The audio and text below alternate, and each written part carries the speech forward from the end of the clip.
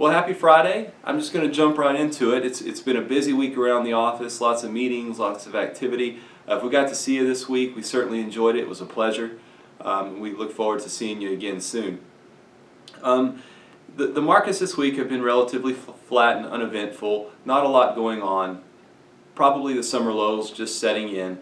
And I think the biggest news out of Washington didn't really seem to affect it at all, which was the passing of the American Health Care Act in the House. Of course, it's still got to go through the Senate. And you know that there's a bit of systemic risk associated with that. Maybe the markets will react and maybe they won't. But I think this week showed you that the markets are kind of indifferent. Of course, we, the people, aren't. But all that said, it's got to go through the Senate. Nobody's exactly real sure what's in that bill, but we do know some facts, and we put a post on the blog recently with some details of the American Health Care Act. I know the details have probably changed a little bit as it went through the House, but it gives you a good idea of what its purpose and intents and overall objectives are. Check that out. You might have to go back a couple weeks to find it, but it's on there.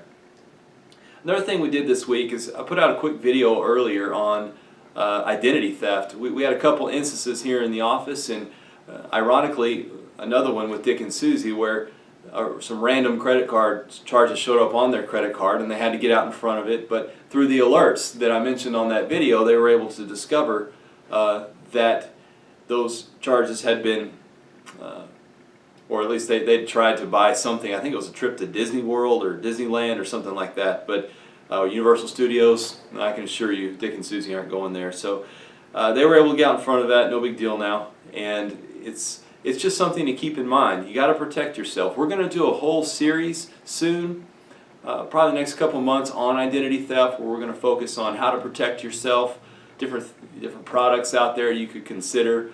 Ultimately, what we do in this office to protect your identity from a privacy perspective, and a bunch of different things around that. So we look forward to doing that, and hopefully you're able to tune in.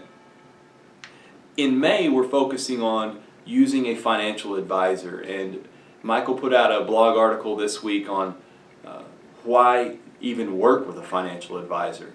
Of course, we discussed that a little bit in last week's video, but this week I want to talk about standards of care. And our industry is weird in that there's all different standards of care that different people who call themselves financial advisors have to follow. So I'm going to focus on the CFP for now, the Certified Financial Planner. When you become a Certified Financial Planner, you agree to follow this right here, which is the standard of ethics, of practice standards and ethics. And at the core of it, there's the standards of care. And that is when a CFP like myself interacts with the public regarding finances, there's a baseline that always has to exist, and that is the first standard is a CFP must put your interest ahead of their own. And let's be honest with ourselves, that's getting to the areas of compensation and recommendations. They should recommend things that are in your interest and not their own just because of the way they're compensated. The second standard of care is if there is an engagement. If you engage that CFP for financial planning, then that's the fiduciary standard of care comes into play, and there's three things to that. One is, of course, they must put your interests ahead of their own. The two is they must understand all your goals, risks, objectives, things you want to accomplish. They must make recommendations and give you the best available options in those recommendations, all things considered, and use their best professional judgment in doing that. So that fiduciary standard does protect the public because we're held to it. If there's ever an issue, that's what CFPs are held to. You can contrast that to, say, a broker who only has to be held to the suitability standard currently. Of course, the Department of Labor, there's some laws changing there that we're going to focus on real soon. You'll get some more information on that. But we're CFPs, and we encourage you to work with a CFP. If you have an advisor, make sure they're a CFP. A CFP means they have a certain level of competency. It's a very difficult process to obtain.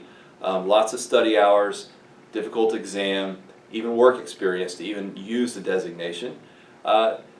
Second is they're okay working with that sort of standard. They're okay being held to that sort of standard, which is important. Hopefully it gives you a little bit of peace of mind.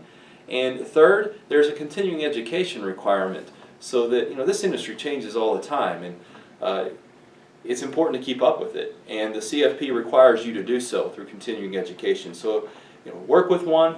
If you have trouble finding one wherever you're at, go to the CFP.net website and you can search for a CFP right there, and it will show you all the CFPs available in a certain zip code, mileage, city.